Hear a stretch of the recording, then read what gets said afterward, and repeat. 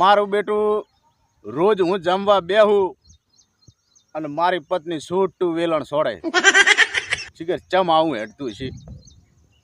એટલે હમણાં મારા મિત્ર એક મને સલાહ આલી મસ્ત. મને કે તું જમવા બેહેન એટલે તારે છે ને એની બનાવેલી રસોઈનો વખાણ કરવાનો એટલે નહીં મારે. મેં કહું હા એ વાત સાચી હો. અને ગઈકાલે સાંજે હું તો જમવા બેઠો અને કહું વાહ શું દાળ છે, વાહ શું શાક છે, અને રોટલી કેટલી સરસ છે. હજુ તો આવી રીતે બોલતો હતો ને માતાના રહોડામાંથી રમતું વેલણ આવ્યું હો. મને કે રોજ હું બનાવું એટલે મૂંગા મરો છો અને આજ પાડોશણ આલી ગઈ એટલે વખાણ કરો છો. જ્યાં દખ લઈને જાવ કહો, એકે બાજુ હમું આવતું નહીં. વસ હલવાણા. ઘરની આગળ પોદળો પાડીને ગાય નીકળી હોય ને તો એમ કે વાસ આવે છે.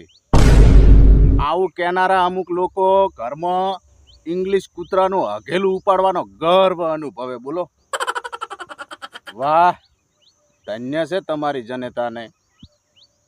અમે ગાય રાખીએ ને તો કે અભણ અને તમે કૂતરા પાળો તો કે પ્રાણી પ્રેમ.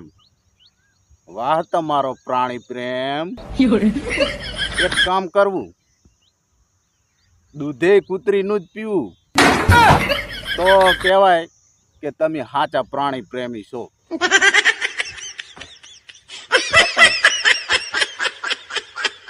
હમણાં પત્ની કે જાનું હું કદીએ તમારા સપનામાં આવું છું ખરી? મેં કીધું ના હો. તો કે કેમ નહીં? તો કે મેં કીધું કે આપણે છે ને ભાઈ ઊંઘતી વખતે હનુમાન ચાલીસા યાદ કરીને સૂઈએ છીએ. હા એટલે કોઈ સપના બપના આવે નહીં. તું લાઈવમાં આટલા ડરાવે ને ધમકાવે તો સપનામાં તો મારો દાંત વાળી નાખે ને ઉકા ગાઈ જ નાખે. સપનામાં આવતી નહીં. ઓય તો મિત્રો એકદમ ફૂલ તડકામાં ને આટલી બધી ગરમીની અંદર સોયડે બેસીને મસ્ત મજાના જોક્સો સંભળાવવા આવ્યો છું એક નાનકડા વિડીયો લઈને. તો મિત્રો જોવાનું પૂરેપૂરું થાય છે. વિડીયોને લાઈક કરજો અને સપોર્ટ કરજો, ચેનલ સબસ્ક્રાઈબ કરજો અને સારો લાગે વિડીયો તો શેર પણ કરજો. હવે મજા આવશે. તો આગળ નવા જોક્સો સંભળાવવાનો છું ધમાકેદાર. બન્યા રહેજો વિડીયોમાં. આગા પાછા થતા નહીં. મોબાઈલનો અવાજ થોડોક વધારી લેજો કારણ કે આપણા વિડીયો ફેમિલી સાથે પણ જોઈ શકાય એવા જ હોય છે. ખરાબ વિડીયો આપણે બનાવતા નહીં. તો મિત્રો સાથ સહકાર આપવા વિનંતી અને મોજ કરાવું આગળ. તો સાંભળો નવા જોક્સો. મિત્રો આ થોડા ઘણા વર્ષો પહેલાં ભણવાની અંદર વાલીઓ લૂંટારો આવું બધું આવતું. પણ અત્યારે તમે જુઓ ભણવાની અંદર વાલીઓ બિચારા લૂંટાય છે. બોલો હા ભણવા મૂક્યા હોય ને ચોય ભાઈ તો ફરતા હોય ને બુનું ફરતી હોય. બોલો હા ભણવું કોઈને ગમતું જ નહીં. 1995ની સદીની છોકરીઓ એમ કહેતી કે સાજન મેરા ઉસ પાર હે મિલને કો દિલ બેકરાર હે. અને અત્યારે 2024ની છોકરીઓ સાજન મેરા ઉસ પાર હે અને મળવું હોય તો વહેલો આવજી ન કે બીજો તૈયાર હે.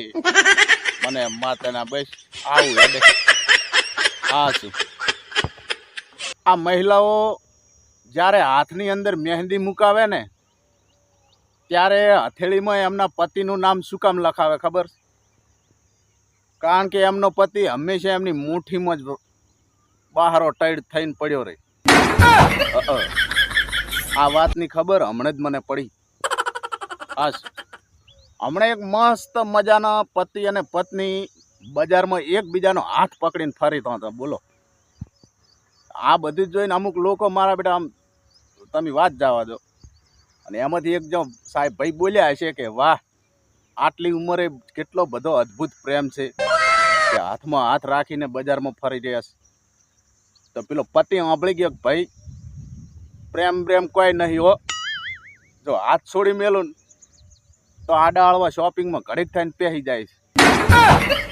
એટલે હાથ પકડીને ફરું રહો ભયા. ઓય વેમમાં ના રહેતા.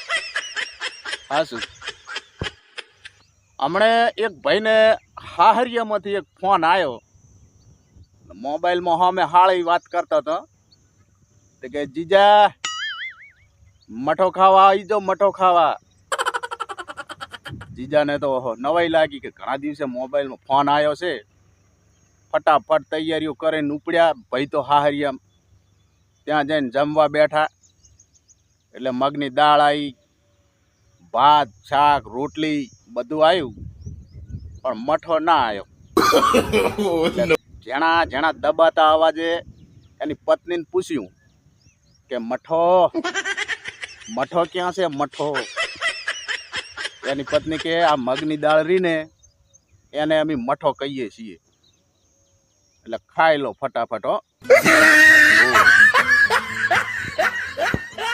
અત્યારે એવો સમય આવી ગયો છે ને કે મોબાઈલ વગર એક મિનિટ ના ચાલે, એક પલ ના ચાલે. બોલો, મોબાઈલમાં જો ચાર્જિંગ ઓછું થઈ ગયું હોય ને, ફટ દઈને બોર્ડ ઉપર જઈને ચાર્જિંગ લગાવીને બેહી રહ્યો એને હમી તાચીને કે ચાર ફૂલ થઈ જાય ને હાથમાં લઉં. એટલું બધું મોબાઈલનું જોર, આકર્ષણ એટલું બધું વધી ગયું છે. ખાલી 1 કલાક મોબાઈલને જો ના અડન તો મોબાઈલના દિલમાંથી અવાજ આવે કે માલિક જીવો છો કે ટપચી ગયા માતાના. ભાઈ એક ભાઈ હમણાં શાંતિથી એક જગ્યાએ અડ્ડા ઉપર જઈ અને દારૂ પીતા હતા શાંતિથી, અને અચાનક એવામાં એમનો છોકરો આવ્યો કે પપ્પા તમારે હવે દારૂ પીવાનો છોડી દેવું પડશે, બંધ કરી દો. એના પપ્પા કે કેમ લ્યા, હું તો પહેલાંથી જ પીવું છું, તારી મમ્મીને પણ કંઈ વાંધો નથી. તો છોકરો કે પપ્પા એક ઘરમાં 2 જણા પીવે ને એ ના પુહાય. સવારમાં મારી પત્નીના મોઢા ઉપર પાણી છાંટ્યું એટલે મારી પત્ની અશુબોને રીસે બળી ગઈને મને કે કેમ આવું હલકા વેડા કરો છો, પાણી કેમ છાંટ્યું મોઢા ઉપર? એટલે મેં એને કીધું કે તારા બાપે કીધું છે કે મારી છોડી ફૂલ જેવી છે, એટલે કરમાવા દેતા નહીં, ખાસ ધ્યાન રાખજો. બાકી આપણને કોઈ શોખ નથી. એક ખેતરમાં 2 કાગડા ખાવા માટે ગયા. એટલે એક કાગડો કે અલ્યા ઊભો રે, જો પેલો માણા ઊભો. એટલે બીજો કે અલ્યા એ તો ચાડ્યો છે. તો પેલો કે કેમ અલ્યા તને કેવી રીતના ખબર પડી? અલ્યા પણ કે તું જોતો ખરી, એના હાથમાં મોબાઈલ નથી.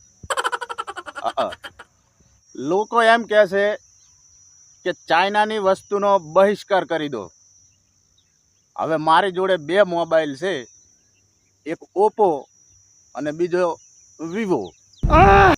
હવે ફેંકી તો દેવાય નહીં, એટલે આપણે એને સ્વદેશી નામ આપી દીધું, ભોપો અને જીવો. હા, તો મિત્રો આવા ભરપૂર આનંદ કરાવે એવા જોક્સોના વિડીયો જોવા માટે ચેનલને સબસ્ક્રાઈબ કરી જ લેજો. મજા આવશે, આગળ નવા વિડીયો આવવાના છે, ફૂલ મનોરંજન થવાનું છે, મજા આવશે. આનંદમાં કરાવી દઈશ અને આનંદમાં લાવી દઈશ. કંટાળો નહીં આવવા દઉં, ખાલી આપણો વિડીયો કાઢીને એકવાર જોઈ લેવાનો, બહુ મજા આવશે. એવા જોક્સો લઈને આવું છું અને ફૂલ મનોરંજન કરાવું છું. તો મિત્રો સાથ અને સહકાર આપજો, વિડીયાને શેર કરજો અને થાય એટલું કરજો. બાકી ખમન મજા.